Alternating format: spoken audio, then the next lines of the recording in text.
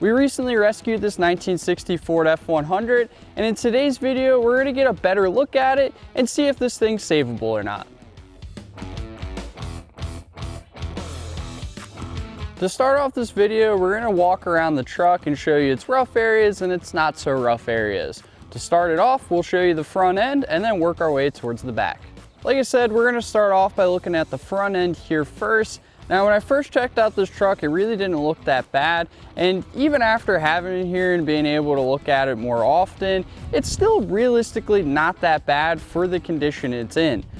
Now, this truck, I believe, was sitting from 1995 until now, which is 2023, and it hasn't been driven since then from my understanding. But looking over the truck, it doesn't look too terrible. Now, obviously, our paint here is completely shot, but that's not really a major concern of ours.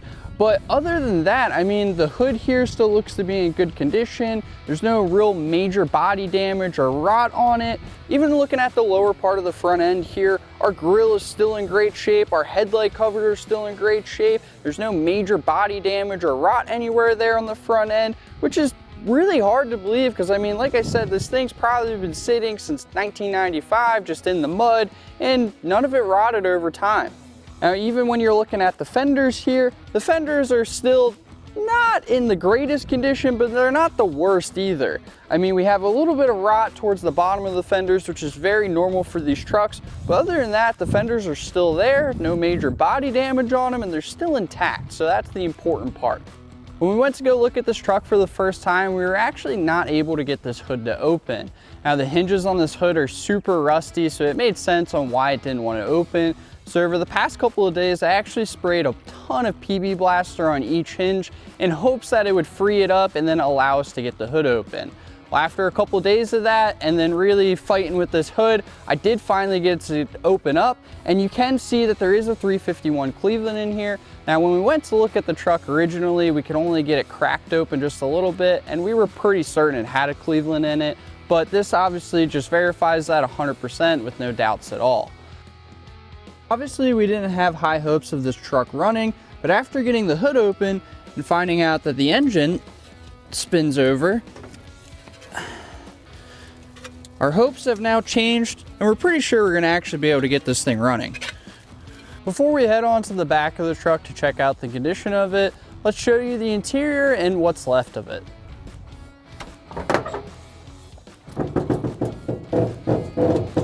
Well, for starters, the passenger door opens way easier than the driver's side door. But looking at the interior, it's not terrible, but it's definitely not good either.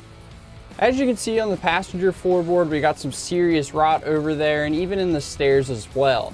Now, this is very normal for this year of a truck, so it's not any surprises really. Looking at the rest of the interior, it's not in the worst shape, but it's not in the best shape. We still have our glove box here. We're missing our factory radio. We still have the original gauge cluster, which is pretty cool. And then all of our wiper, air knobs, and so forth. But speaking of air, one of the things that I thought was really cool about this truck, it actually still has the Ford Magic Air controller in here, and it looks like the system is all here as well too. Now, if you don't know what the Magic Air is, this was simply for its defrost and heat on the truck, and you don't really see too many of these in good condition anymore, so it's actually really cool to see our Magic Air controller still in pretty good condition compared to the rest of the truck.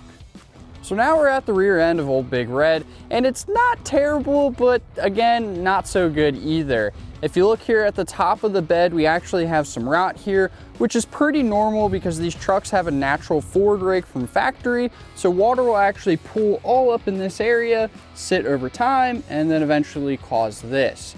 Now, the rest of the bed isn't in terrible condition like I was saying.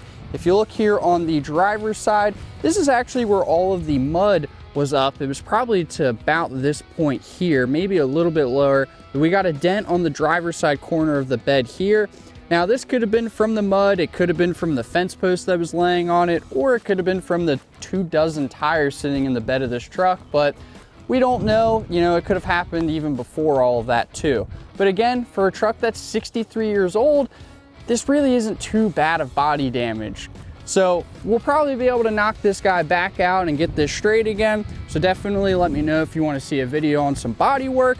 At this point, let's get Old Big Red on some jack stands, look at the underside of this truck, and see if everything is still in good condition under there.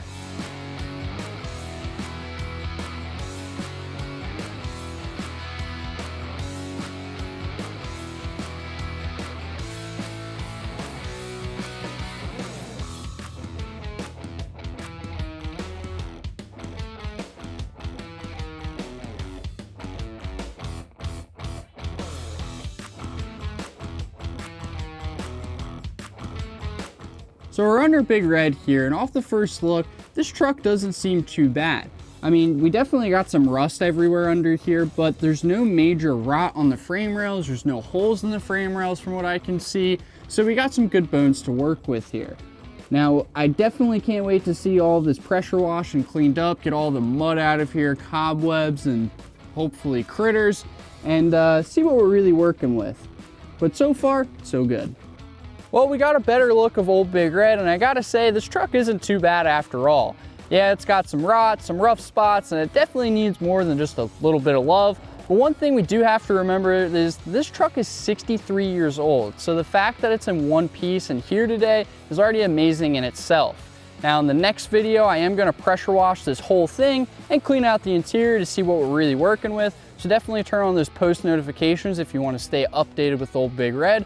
But one thing I do wanna ask all you guys at home is if you owned Old Big Red, what would you end up doing with it? I would love to know all of your opinions and what direction you would travel with this truck, so definitely drop it down in the comments below. Now it's time to drop a gear and disappear. Don't forget to like, comment, and subscribe. And if you need any classic truck parts, definitely click the link down below in the description.